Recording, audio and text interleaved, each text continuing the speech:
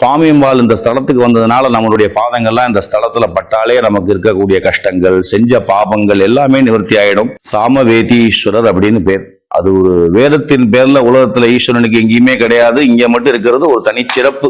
அப்பா அம்மாக்கு, தாத்தா பாட்டிக்கெல்லாம் திதி கொடுக்காம, தவசங்கள் செய்யாமல், முன்னோர்களுக்கு ஒரு விதமான அந்த பிதிர் காரியங்கள் எல்லாம் செய்யாதவங்க, ஜாதகத்துல பிதிருதோஷங்கள், கர்ம வினைகள், முன்னோர்கள் சாபங்கள் ஏற்பட்டு இருக்கக்கூடியவங்களுக்கு எல்லாம் இது பரிகார ஸ்தலம். இந்த ஸ்தலத்துக்கு சிவபெருமான வழிபாடு பண்ணி 11 நெய் தீபம் 11 தடவை ஆலயத்தை பிரதட்சிணம் பண்ணி சுவாமி அம்பாளுக்கு ஒரு அபிஷேகம் பண்ணி அவளை சுவாமியை தரிசனம் பண்ணாலே அவங்களுக்கு இருக்கக்கூடியதான பிதிரு தோஷங்கள், கர்ம வினைகள், பிதிரு சாபங்கள், முன்னோர்கள் சாபங்கள் எல்லாம் இங்க நிவர்த்தி ஆயிடும். அந்த மாதிரி ஒரு புண்ணியமான ஸ்தலம், பித்ருதோஷ பரிகார ஸ்தலம் இந்த ஸ்தலம். தட்சிணாமூர்த்தி குழந்தை பாக்கியத்துக்கு தேன் அபிஷேகம் பண்ணி இந்த கையில அபயகரத்துல தேன் அபிஷேகம் பண்ணி தேனை புடிச்சு கொடுத்துரும். தேனை சாப்பிட்டு நிறைய பேருக்கு குரு பொருள்னால குழந்தை பாக்கியம் கிடைச்சிருந்து